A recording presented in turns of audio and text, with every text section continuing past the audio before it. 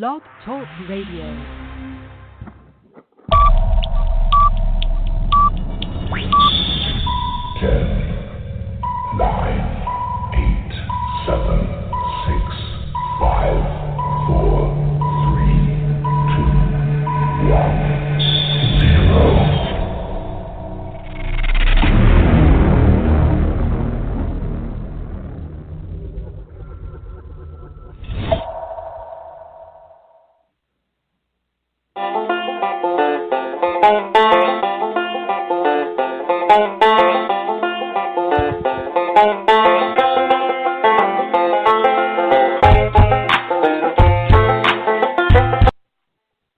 All right, my minions, welcome to The Balance. You have stumbled across the #1 internet sports talk show in the world.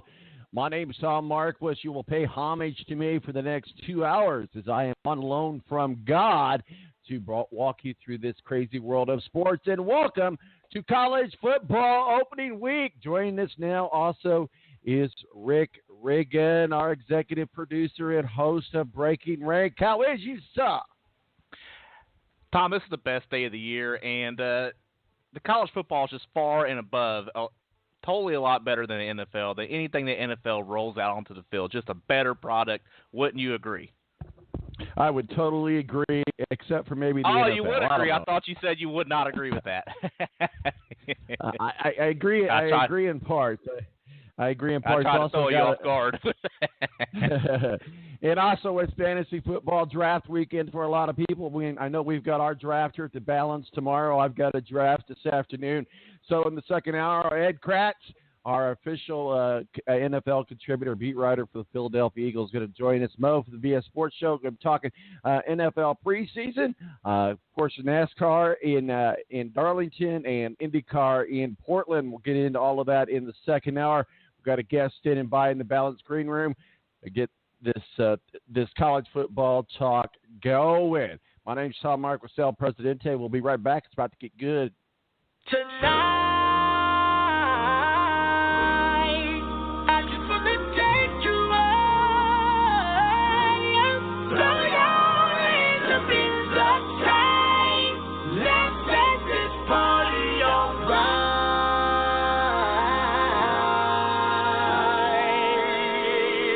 Players, put your pinky rings up to the moon. The Air National Guard is a reserve component of the United States Air Force and serves alongside active-duty Air Force members in times of a national crisis. In addition, the Air Guard serves the state and local community in a wide range of capacities. The reason people join the Air Guard is as diverse as our members and includes such reasons as a deep desire to serve their country, money for college, travel, new job skills, and the pride that goes along with belonging to the greatest military organization in the world. I joined because I felt a calling to serve my country, but I didn't want to be far away from my family, so the Indiana Air National Guard was a perfect fit for me. With over 95 different career opportunities to choose from and 100% paid college tuition to any state-funded college, why not give us a call? Call 1-800-841-3103 or visit online at goang.com to find out more. Again, that's 1-800-841-3103. The Air National Guard, guarding America, defending freedom. It's double trouble, double the fun at African Safari Wildlife Park in Port Clinton, Ohio. See the largest antelope on Earth, the giant eland, and the ugliest creature on Earth, the African warthog. There's so much to see and do, including the Midwest's only drive-through safari. Feed the animals, see live educational shows, feel the excitement. Have your picture taken with a python or cockatoo. Feel the adventure. Shop the Symbol Lodge gift shop with items available from around the globe. Visit the snack bar or picnic facilities. Enjoy a pony or camel ride. Or cheer your favorite porker on to victory in the famous Pork Chop Down. Bring your family to see the rare and exotic animals at African Safari Wildlife Park in Port Clinton, Ohio. Just take Route 2 to the Route 53 North exit and follow the sign. Only 17 miles west of Cedar Point via Route 6. Open every day, rain or shine. When you don't go to Geico.com, car insurance can be confusing. Like Swedish techno confusing. Bark, bark, meow, meow. Dance with me, purple cow. Bark, bark, meow, meow. Ooh, you love Geico makes it easy. With 24/7 access, all you have to do is go to geico.com and you can save money on car insurance. It just makes sense. Unlike, Dance with me, purple cow. I like your moves. When you don't go to geico.com, car insurance can be hard.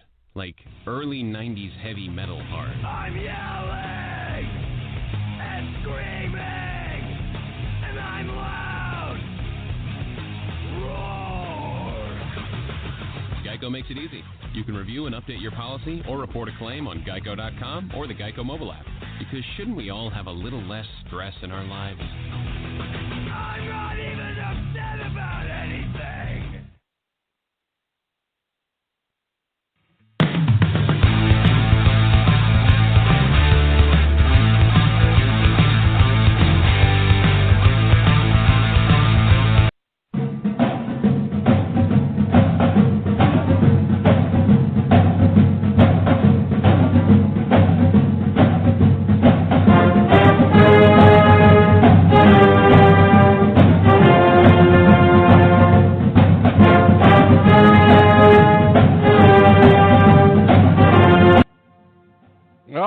Welcome back to the Balance Little Breaking Rank opening in honor of college football opening week. Joining us now, executive producer rick-riggin, and I know we have a guest on the line, Mr. Terry. You've joined us before. Welcome back to the Balance.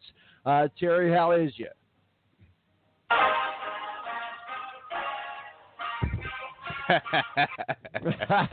Well played. That was good. Very good. I'm good, fellas. A little different scenario today than the last time I was on with you. Last time I was about half drunk, wearing a denim Speedo, drinking beer at 8 a.m. That's right. That was our bachelor party in the woods. Bachelor party in the woods. One for the record books. One that hangover has nothing on, I hear. So, well, guys, it's time to get it. Go ahead. It was something memorable that I don't recall much of. That is correct. That's good. Memories that maybe you shouldn't have. All right, guys, well, let's get into it. Rick-riggin, host of Breaking Rank, and make sure that you join us every Wednesday night at 8 o'clock Eastern Time, 7 Central. We'll break down all the college football action, but it is college football opening weekend. We're going to dedicate pretty much the entire show to some sort of college football talk, at least the first hour. In the second hour, we might deviate a little bit. We'll try to get to as many of these games as possible. So certainly I know that one of the biggest games on the list nationally and locally and with the two of you, and that's Notre Dame and Michigan. Michigan at Notre Dame.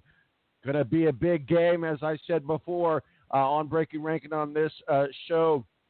Michigan has the most overrated, overhyped, overpaid coach.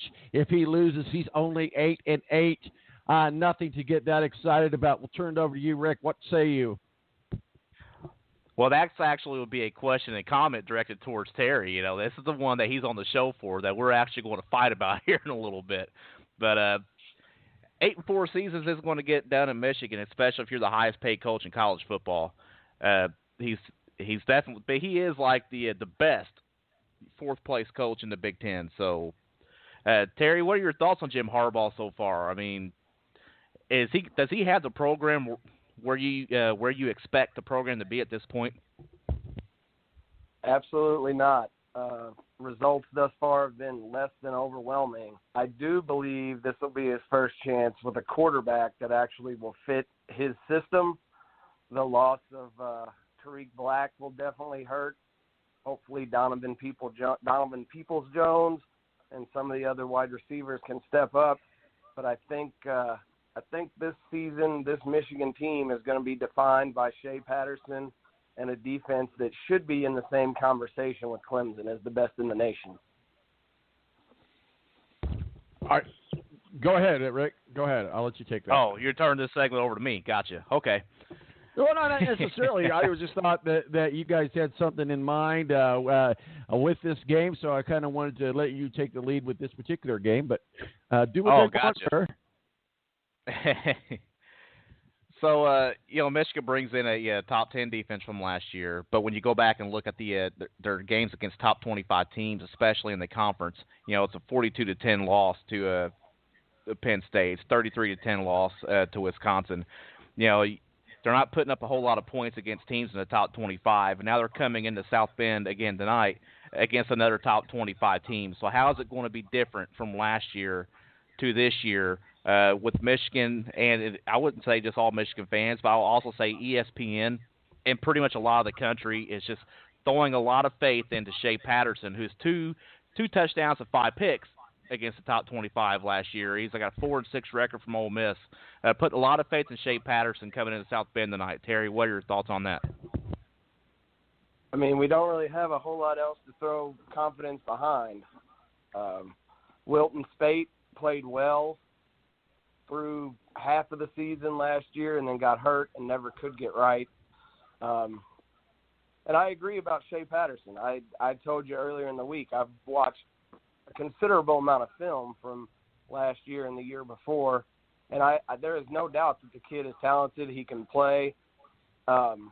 He can make every throw in the book. The problem is he tries to squeeze. He's got the Andrew Luck syndrome. He likes to hang on to the ball a little too long, and then he likes to make throws where he probably should just tuck it away and get a yard or go down. He tries to squeeze balls into very questionable situations. Hopefully, under the tutelage of James Joseph Harbaugh, we see a little progression starting tonight. Offensively, Michigan's going to have limitations. They don't have a big game-breaking back that you can hand the ball to 30 or 40 times. They've got a running back by committee kind of system, and I don't know. I'm just ready to get it on. Well, it's absolutely going to be exciting. Notre Dame and Michigan. What was this segment that you were going to start, Rick? What'd you call it? Oh, we was going to have a bro down. Yeah, but you called it something else. I can't remember. No, it's a bro down. No, it was a bro before the something. I don't know. Anyway. Well, I just put that together because it rhymed. It's the bro down before the showdown. That's what it is. Bro down before the showdown. Yeah. And that's the segment that we're going to try to create. But certainly a great rivalry with Notre Dame and Michigan. Really Notre Dame should have never become Notre Dame. It was a small Catholic university in Indiana that roamed the country just playing electric group of opponents and recruiting from the Catholic high schools. But they won some national titles and actually made the Fighting Irish in the post-war years one of the most popular, most polarizing college football teams out there. Along comes Michigan. Certainly Michigan leads in the rivalry battle, if you will, kind of taken off a few years. Let's talk a little bit, guys, about the rivalry between Notre Dame and Michigan. Sure, Terry, got a question for you. So in 1909, when Notre Dame beat Michigan for the first time, why did Michigan end the series for 60 years? Well, I mean, I'm old, Rick, but I don't recall exactly why that happened. I'm going to have to defer to somebody, my senior, but I don't know who that would be at this point. I honestly cannot answer that question. I think they just holy crap, they beat us. Let's not play these guys again for ever again if we can, because now all of a sudden we're not the best team here in the Midwest. Notre Dame actually is now, and we don't want no part of them. That's what I think happened. You could be right. I mean, I don't know, but I do believe Michigan still holds the all-time series advantage. Well, they have the all-time series advantage, and they. I'm sorry, Tom, but they have the most all-time wins. But to me, it's like the Alabama syndrome, where they claim 57 national titles. Back in the early 1900s, when Michigan would play the YMCA 6 times a year. They claim all those wins. So I think it's something along those lines. There's certainly something to be said. Go ahead, man. No, go ahead, Terry. Go right ahead, bud. Go ahead. I definitely can't argue that. I don't think any national championship before I was born should count unless it's Indiana basketball. Well, that's a great rivalry. Also, IU and Purdue, and I'm going to make a bold prediction right now. IU wins the Big Ten East, so we'll see what happens there. Not necessarily wins the Big Ten. I think Ben